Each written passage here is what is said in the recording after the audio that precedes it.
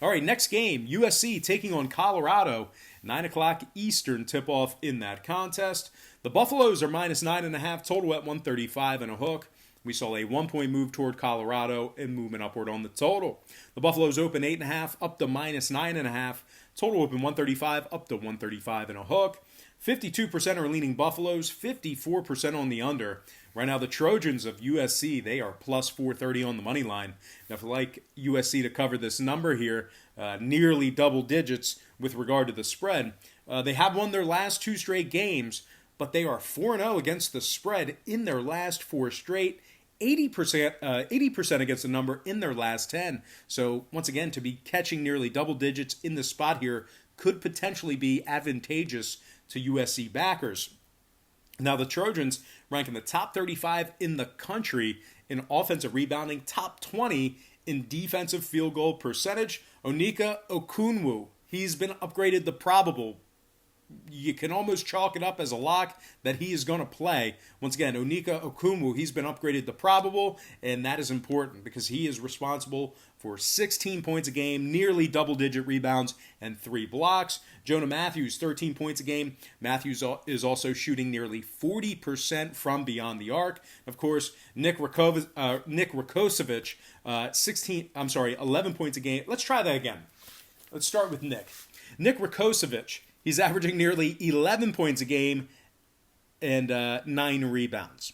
Yeah, Nick Rakocevic. I was so worried about pronouncing his name that I just completely fudged his stats. But once again, Rakocevic, 11 points a game, 9 rebounds. We're looking at a USC team who's giving up just 66 points per contest. They rank in the top 3 in the nation in defensive field goal percentage on the road. They're holding their opponents to just 37% in that category there.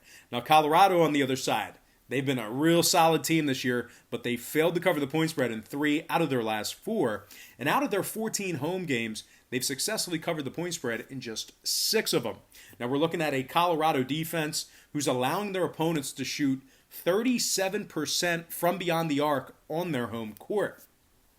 Now, total-wise, the Buffaloes are 60% to the under in their last 5, 6-4 to the under in their last 10. Meanwhile, USC 3-0 to the under in their last 3 themselves. 6 out of their last 7 stayed under the total in addition to that. So I'm going to lean toward another underdog in this game. Give me USC plus 9.5 and the under 135 and a hook in that contest. Next game, UCLA taking on Utah. 10:30 Eastern tip-off. The running Utes of Utah, they are -2 at home. Total 135. Nickel fade, not a nickel fade. Half a point fade of Utah and movement downward on the total. The Utes open 2.5 down to -2. Total open 135.5 down to 135 even. 58% are leaning Utah. 82% on the under. UCLA's plus $1.20 on the money line. UCLA winners of their last 3 straight, 7-2 straight up in their last 9. The Bruins rank in the top 25 in defensive rebounding. They're also in the top 15 in the country in defensive field goal percentage. They're allowing just 68 points per contest. Chris Smith, 13 points a game, 6 rebounds. He's shooting 86% from the stripe. Jalen Hill, 10 points a game, 7 rebounds. We're looking at a Bruins team who ranks in the top 35 in road offensive rebounding as well. Utah on the other side, losers of their last 2 straight. They've also won just 2 out of their last 6 games, hitting kind of a slow patch here. So when it comes to the total, Utah 7-1 to the under in their last 8. UCLA 7-4 to the under away from home. I like another underdog. Give me UCLA plus 2 and the under 135 in that contest. Next and final game for the show, the Dons taking on the Gons. That's right, San Francisco versus Gonzaga, 11 o'clock Eastern tip-off. Gonzaga's -18, total 156. So a half a point move toward the Bulldogs and moving upward on the total. Gonzaga opened 17.5 up to -18. Total open 155.5 up to 156. 58% are leaning Gonzaga. 58% leaning Gonzaga. 57% shaded toward the over. And right now, the Dons of San Francisco, they are plus 1750 for an upset outright victory.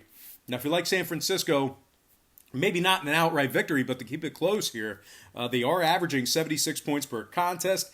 They rank the top 15 in the nation in road defensive rebounding, and they're giving up just 68 points per contest when they travel. Now the Dons have put together a couple victories as of late, 6-4 straight up in their last 10. They're also 17-10 overall for the year. So not only are they competitive, but they've been winning ball games. Now Gonzaga on the other side, as dominant as they've been, these numbers have continued to grow with regard to the spread. They failed to cover the point spread in 4 out of their last 5. They failed to cover against the likes of Pepperdine, Santa Clara, and this very San Francisco squad. And as a matter of fact, last time these guys met, Gonzaga only beat San Fran by 4 points, 83-79 in that contest. Now, total-wise, nothing but overs for this Bulldog team. Gonzaga is 9-0 to the over in their last 9, 11-3 to the over on their home court. San Fran's not going to beat them tonight, but they should keep it within 18. I like San Francisco plus 18 and the over 156 in that contest. All right, guys, that's going to do it for me. Once again, don't forget to check me out on Patreon. But most importantly, guys, I got to thank you for joining me right here on YouTube. I really hope you enjoyed all this great free content, all this great free information. Happy Thursday to you. Best of luck to you. And I look forward to seeing you later on today on my website at patreon.com/BrockPage.